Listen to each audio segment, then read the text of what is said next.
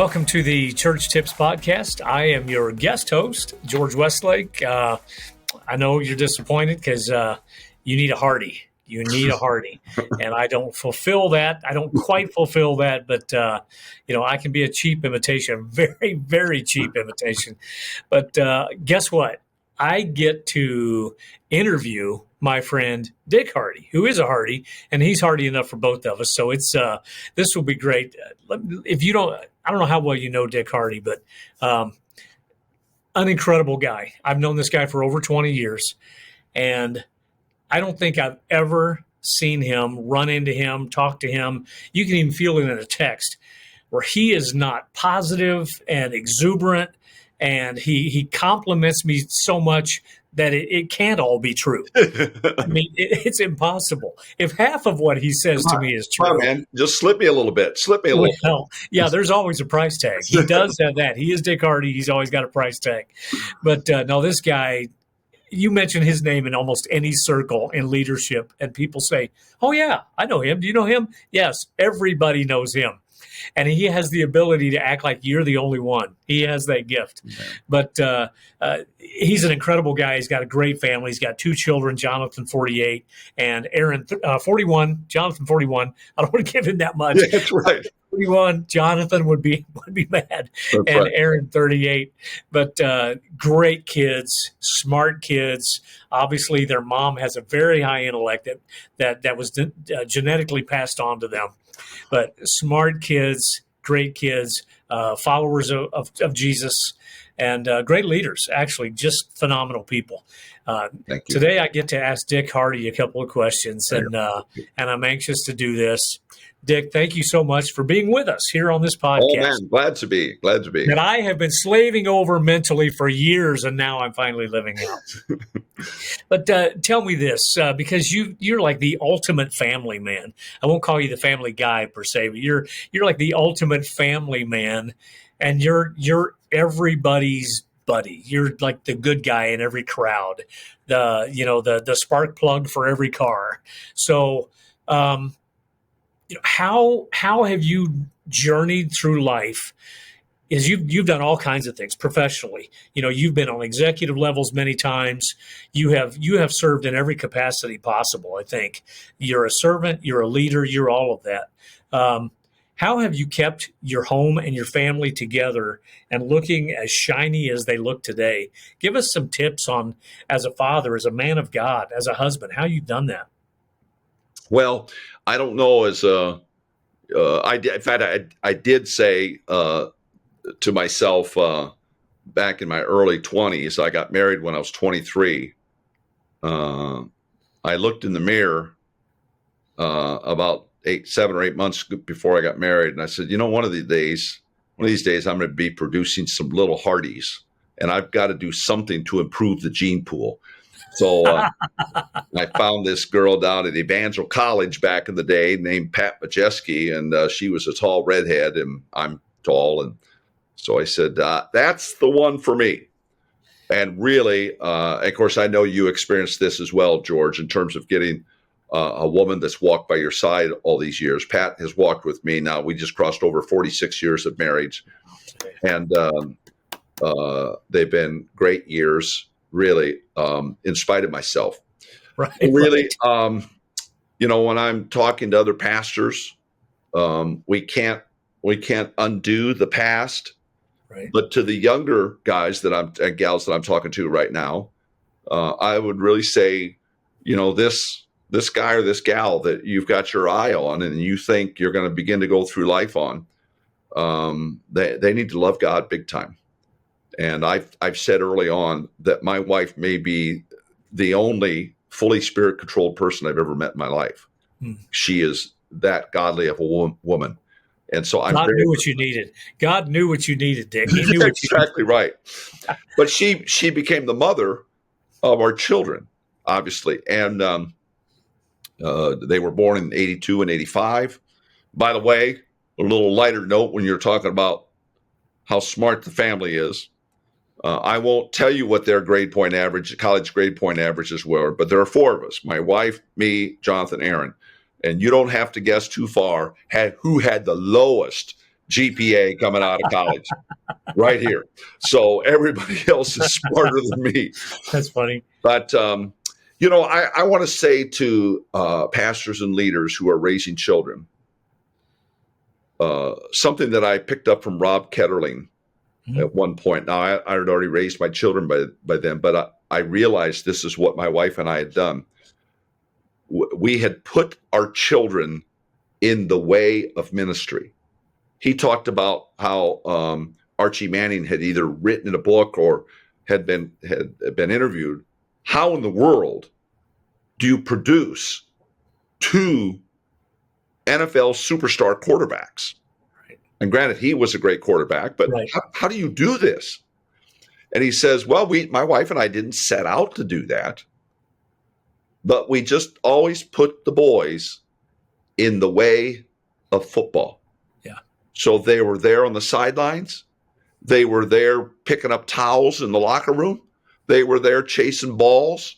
Mm-hmm. They were in the way of football. And I'm just telling you, pastor, leader, to the extent you can put your children in the way of ministry, you have that. Jonathan, George knows, I know you know Jonathan better than you know my daughter, but when he was a little guy, 5, 6, 8, 10, even 12, 13 years old, he would follow me around church because I'd get there early and he would just follow me around. I mean, literally, he's just there. And I was teaching high school, Sunday school, and I, have that's back in the day where you had little handouts, and he would put the handouts on the chairs while I'm setting things up. He was just always in the way of ministry. Here's something Aaron did. This would drive me nuts back in the day. This is back when we had Sunday night service at our church at First Assembly in Des Moines. And she would, when it's the end and we're ready to go, she was nowhere to be found. She was doing everything possible to just not leave, right, which annoyed us because we wanted to go out and get ice cream and get home. Right. But where in the world is she? And so my wife would go up this direction, I'd go that direction, everything. And we're all worked up. And so we finally find her, come on, let's get in the car, let's go. Now, she didn't have spiritual motivation for that. Right. But I think of the picture of that. Think of that, George. I got an 8-year-old daughter at that point that is hiding out in church, doesn't want to leave church. That is having your kids in the way of ministry. Yeah. And I'm just telling you, that is absolutely gold. Let me tell you a story. I'll leave them nameless. They are highly regarded pastors that lots of our viewers and listeners would know of there. But it's a husband and wife. This tells you the power of words to children.